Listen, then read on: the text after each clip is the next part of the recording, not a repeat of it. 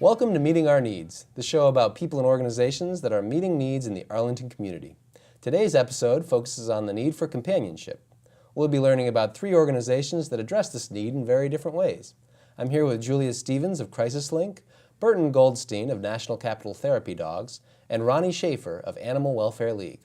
Welcome to the show, everyone. Thank you. Thank you. So I'd like to start by asking, how does your organization help to meet the need for companionship in the area? How do you link people with other people when they need someone to talk to, or perhaps someone to sit on their lap, as Bear is doing? I'm going to start with you, Julia. Well, I think a lot of people know about Crisis Link and that we're a crisis hotline and we take calls from people around the clock every day of the year. But not a lot of people know about our caring program. And that's where we call seniors and other people in the area and just check in on them, make sure they're doing okay, talk about how they're doing, and really, as you said, provide some companionship.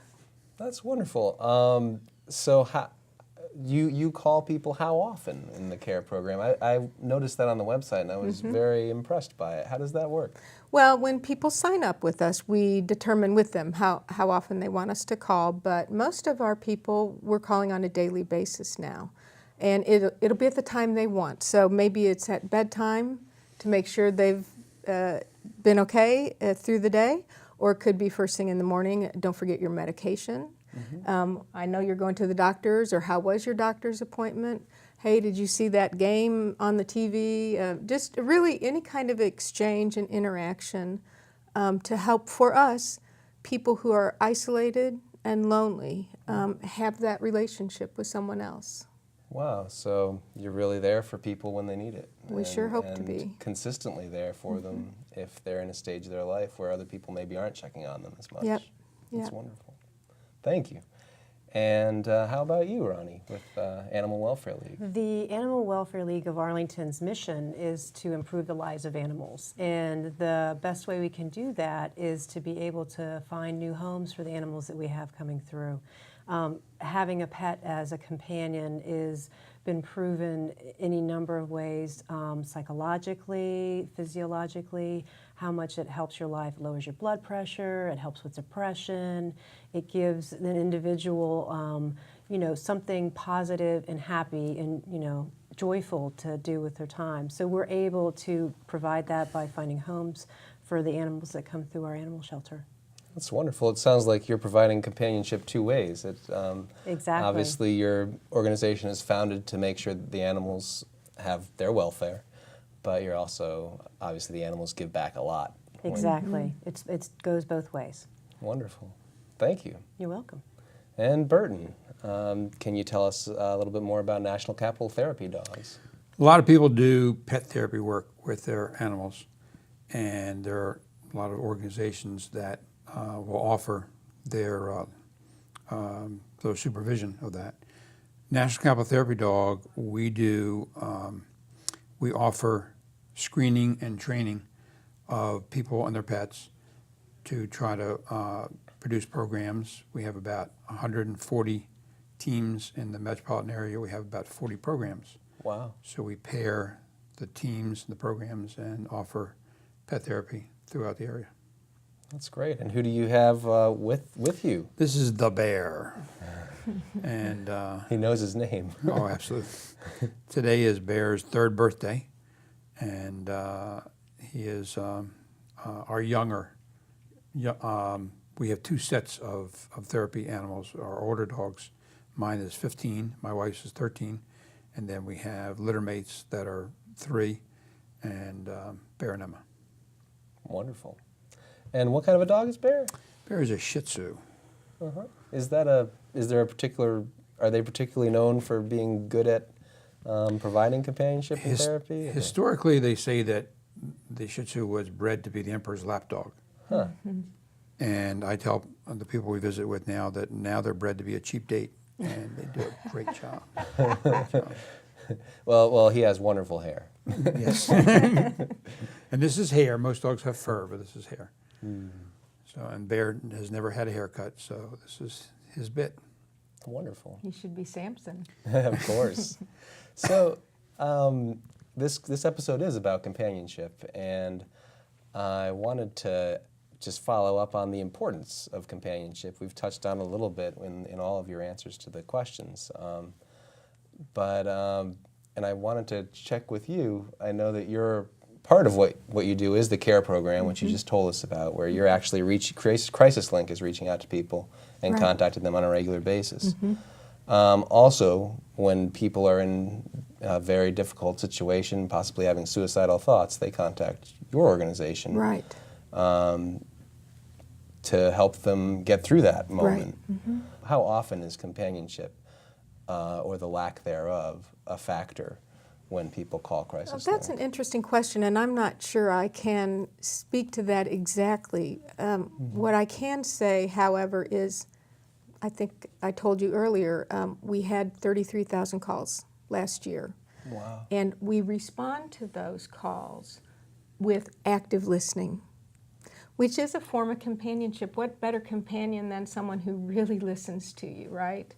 And we found that a very effective tool to help people move out of crisis and then start thinking through how do they move forward. On a little bit different note or different angle, especially with our caring program, we have found through the research that if someone is isolated and lonely, they are more likely to get serious illnesses or even die. Wow. The cause of isolation and loneliness is that effective or that strong. So it actually has a physical It has a physical impact. not just psychological. Exactly, exactly. And we also know there is that psychological impact if you're alone, if you're lonely, if you're isolated. You can start, the mind is a wonderful thing, right? It can start thinking all sorts of things if you don't have that contact and that companionship with people. So we hope to provide that. I've heard people say that the mind is like a dangerous neighborhood. You should never go there alone. Absolutely. I'll repeat that back at work. Well, very good. You're welcome to. Thank you. I want to follow up on the idea of what an active listener provides, which is what you were talking about. And I have heard that a very high percentage of teens that are, at least teenagers, their number one complaint often is nobody listens to me. Right. And it occurs to me that when I was a kid, I used to go down to my dog's doghouse when I got really upset with the world, and I would talk to my dog, And I'm wondering if you all see any link for the type of companionship that animals are able to provide to people. Definitely. We have been able, that was one of the things that's good about having an animal is it helps with depression. It does help give you somebody to talk to. I frequently talk to my animals just to talk to them, in conversation, and they look at me like I'm crazy, but because they're like, oh, well, does this have anything to do with dinner? I'm going out. I know. But I think the great part about it with the companionship and with animals, and we have seen that in that when we have been able to find homes for animals, we've had families come in, their children have autism, and the animal helps to calm the child. It helps the child to communicate better with the parents. We've adopted cats, dogs, things like that. We've had elderly people come in who have adopted, and it gives them company. It gives them companionship. They have someone to talk to. They have someone to keep them company. And it's wonderful. And if they are able to get around and walk, having a dog is a great way for them to get out in the community. It helps get them exposed to their neighbors. It makes for conversation. It helps having people around to help take care of them as well. That's neat. So not only does the animal provide direct companionship, but in the case of the children with autism, it actually calms them down so they're able to relate with other people and have human companionship as well. Exactly. One of our programs is the READ program. And for example, my wife will go in with her dog into, we have it set up in the local library. And the junior high school or elementary school will identify children that are in need of reading, help with the reading, remaining of reading. And they have a kid will come in and sit down, and they'll read to the dog. So for a half hour, they just sit there and they read to the dog. And the handler might say, I'm not sure that Bear understands exactly what Peter Pan's doing. Can you explain it? So they really have to read for comprehension.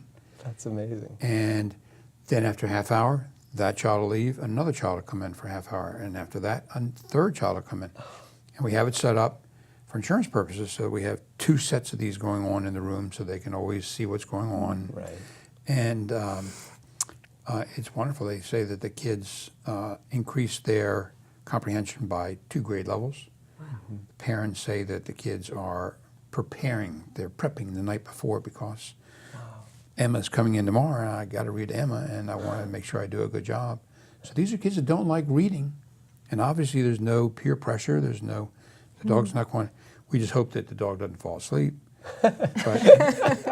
But it's a wonderful program. If I may, I'd like to circle back. The pets, people talking to animals and pets makes such perfect sense in my active listening theory, where they're absorbing, right? When you and I are talking to kids, we're thinking of how we're going to respond, what they should be doing, what they should be saying. Well, we all are, actually. It's not just you and I and kids. We are all thinking of our next response. Sure.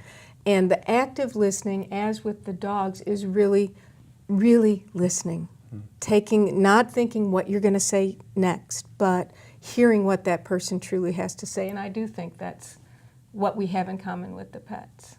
That's a great point. Yeah, the dog's not thinking about what you say next. That's What's for sure. dinner, maybe. Yeah. What's for dinner, yeah. But that's kind of cute anyway. But yeah, that's a really good point. And I don't know, I'm sure folks at home probably have been in a situation where there's been a circle and everybody's supposed to share, and maybe it's the first day of camp and everybody's supposed to share something about themselves. And a lot of what people say goes over my head because I am thinking of what I'm going to say next. So that's not really listening. Right. That's a really good point. National Caliber Therapy Dog does pet therapy work. Anyone that's in pet therapy work has an opportunity to go to the next level, which is crisis response work. So all 4 of our dogs are not only pet therapy dogs, but we also do crisis response through a group called HOPE, Animal Assisted Crisis Response. So I call that pet therapy on steroids. So we get called in times of crisis. So after the incident at the Navy Yard, our teams were called in. And on the first day down there, they had all these support groups set up. And evidently one of the first 2 people that came in, a young man and a young woman came in, and they said, well, we'll have a counselor talk to you in a second. And they said, we understand there's a dog here. We'd really like to talk to the dog. So I said, come on, let's go outside. And they just wanted to talk to the dog. Sure. The best listener in the world. Yeah, that makes sense. I mean, because sometimes when you start talking about something, you get up in your head again, and not necessarily. You don't want anyone to say anything. You just want someone to be there. And we went up to Toms River after Superstorm Sandy, and went in with the Salvation Army, and people would come to the Salvation Army to pick up their supplies and their cleaning implements and whatever. And we were just there with the dogs, and they would just walk over to the side and just start talking to the dogs. We were there also, but Yeah. so it's just wonderful and it's a neat way to get back to the community. It's the perfect win-win-win situation all the way around. Absolutely. So I want to give you all a chance to share a specific story, make it as personal as you're able to without obviously compromising confidentiality, of a success that you've had, of a specific person or even an animal that you really would like to tell the story of. If anything's coming to your head, speak up. Well, I'd like to talk just about one woman that we call on a regular basis, and part of why she wanted to enroll in the caring program is because her son died, and after about 6 months, her friends and family started saying, "Come on, let's move on now. Aren't you over this yet?" And she wasn't, and we all know people grieve in different ways, but it's hard to see sometimes. I'm sure that's why they were saying that to her. But she needed to be able to talk to people that would listen to her about her grief, and we did. Wow. And I think ultimately helped her get over that as much as you can, work through the most active parts of her grief. But again, it was through that regular contact, the companionship, the listening that I think made the difference. Sure. Yeah, I'm sure she looked forward to that phone call every day or visit. I would think. Yeah. Thank you. And Ronny. I'd like to go back to the family with the child who was autistic, because that was one of the great, you could see the impact that it had not just on the child but also on the siblings as well as the whole family. They had come in to look for a dog, and they were, because they thought that a dog would do better in the household. And they met a dog that was completely unfazed by any behavior, sounds, anything that the young autistic child, his frustrations or whatever was going on with him. And you could see how much it helped the child, but at the same time, the siblings were able to get involved and they were able to connect with the dog on a different level. And then the parents also were able to connect on a completely different level with the dog. So the dog was going to go to a wonderful family and ended up going to a wonderful family where it was going to spend the rest of its life, and it was meeting the companionship needs of the individual members, but at the same time it was getting a huge benefit. It was going, it was like heaven for this dog. This dog just had it made. That's awesome. Talk about a win-win. Yes, definitely. Thank you. And Burton. I could sit here all day and talk about incidents. I imagine. There was one that we were visiting in the mental health ward of one of the local critical care hospitals, and the staff asked if I could visit with Mrs. Cooper in the corner, and she was sitting on the sofa kind of lonely, and I put my dog, it was the older dog at the time, on the sofa next to her, and she was responsive. I asked if he could come up on her lap, and I had him come up on her lap, and she started hugging and kissing him.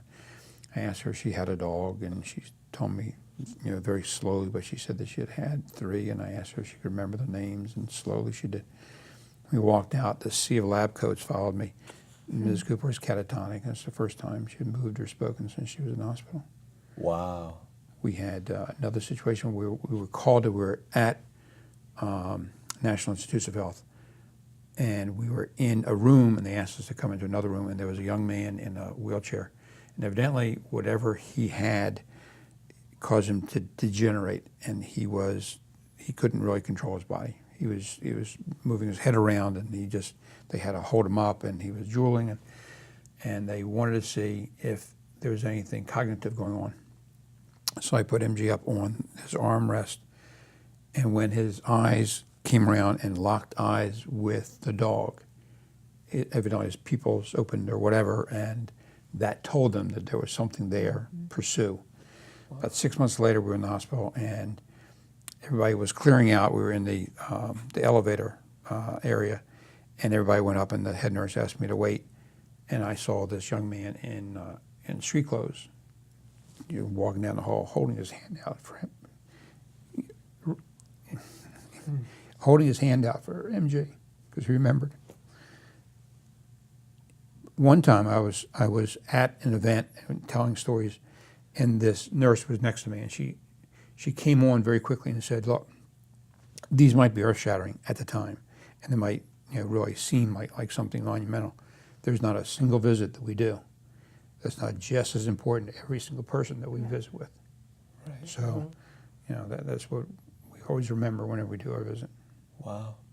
Yeah, because you've done thousands of visits, but for them, Right. they'll remember it for the rest of their life. Go into a little boy, and to boys, dogs are at least 60 pounds. This is not a dog, it's a stuffed animal. And we said, "You want to take a picture with the dog?" And finally we convinced him to take a picture, and a Polaroid picture. And we walked out. I came back because I left my bag, and I found the little boy with this pole with all the tubes and everything running up and down the hall. "See my picture? See my picture? See my picture?" So, we realize how important all these visits are. Awesome. I'd like to give you guys a chance to give a pitch to a possible volunteer that might be out there in in TV land, as it were, or someone who lives in the area who would be interested in getting involved with your organization. So just talk about who would be interested, what you look for, and what volunteers get when they get involved with your organization. Well, if you want to make a real difference in someone's life, whether that's the caring calls, supporting people who are isolated, or answering our crisis hotline, we're the place. Crisis Link is definitely the place. You're not doing volunteer work in a back room. You're directly helping people. So we look for people willing to make a commitment. You have to go through training. We will make sure you're well trained. So that's not a problem. But if you want to save lives, join Crisis Link. If you want to help with the mental health safety net, make a donation. We would appreciate any and all support. Wonderful. And before I move on, I want to just ask you if someone in the audience knows someone who they're worried about and worried might be having suicidal thoughts, what would be your advice be to that person? I'm so glad you asked, because we offer a service where you can call us about her or someone else, someone you're concerned about. Call us and we'll help you. We'll help you figure out what to do next, or we'll call them for you and check in and see how they're doing. So if you're worried about someone, let us know. We'll help you work it out. I imagine that would be a relief to folks Absolutely. who hear that. You don't have to determine if something needs to be done or not. If they need to go to the hospital, we'll work that out. Okay, thank you very much. All right, volunteering for Animal Welfare League.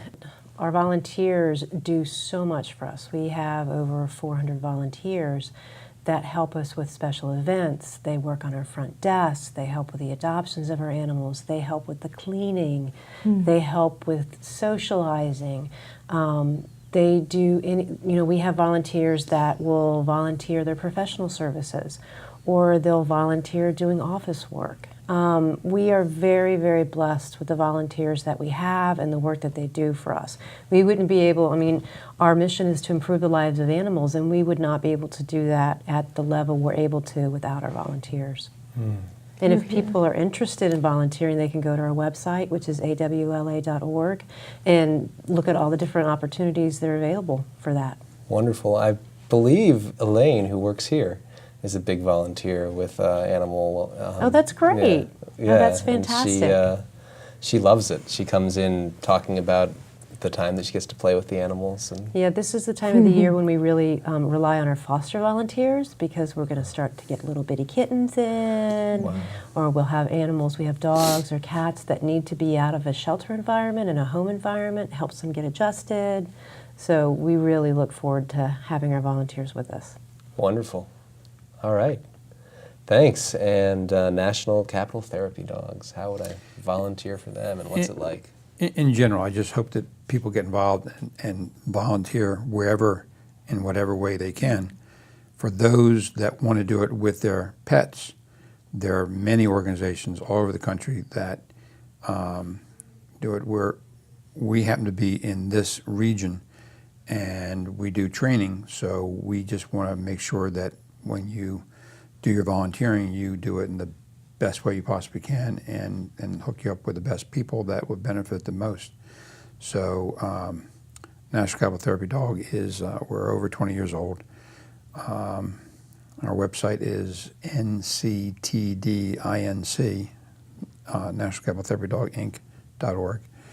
And we're always looking for good teams, and we'll provide training and link people up with programs to go to. Wonderful. And then they get to have some of those experiences that you were talking about. There's always more things out there. Mm-hmm. Yeah. So the last question I'd like to ask is, what drew you personally to your organization? And whatever you're willing to share, I'd be grateful to hear. Just how did you decide that this is your calling? Well, I've worked in mental health my whole professional career, and helping people, volunteering in other ways as well. So this was obviously, I was drawn to it not only because of the mental health work, but because of the capacity, reaching so many thousands of people with such a proven, helpful method, I think was really important. So, Yeah, we talk about having every time, doing something thousands of times, but right. remembering that for the person you're doing it for, it might be the only time, and it might count for everything in the world for the Yeah. rest of their life. Yeah. Wow. Thank you. I got into the animal welfare field actually because I wanted to go be a veterinarian, and I wanted to go to veterinary school. And I needed to work with animals, and so I started working at the league when I was in college. And when I graduated, I worked in other professional careers, and I really found that I didn't feel like I was contributing anything to the community or to society at all. And I just missed the contact with the animals and with people, and to help people find the animal that worked best for them, to help somebody who has an animal and to help them with their personal situation. Our organization offers safekeeping. We have a safekeeping program for people who are in crisis. We can help them with their animals for that. There's so many different areas that, and it's so different. Every day is different. Yeah. And I found that I really enjoyed that. And I Wonderful. wanted to stay with that for my career. Great. And Burton. I just saw several pet therapy organizations in the area, and National Capital Therapy Dogs seem to be a well thought out, well executed program, and I just went to them, and I've been very happy and glad I did. I want to thank you all for coming on to the show. It's been a real pleasure for me to hear each of you talk about the experiences that you have in helping people and animals in this area. And it's inspirational because we really, with our companionship to other people, we can make a huge difference in people's lives. And it's really nice to have this reminder of that. So it's time for me to sign off, and I really appreciate everyone watching at home. This is Nathan Bynum, and I thank you for watching this episode of Meeting Our Needs. Please check out the websites for Crisis Link, National Therapy Dogs, and Animal Welfare League. See how you can get involved and meet your own need for community and contribution. Thanks for watching.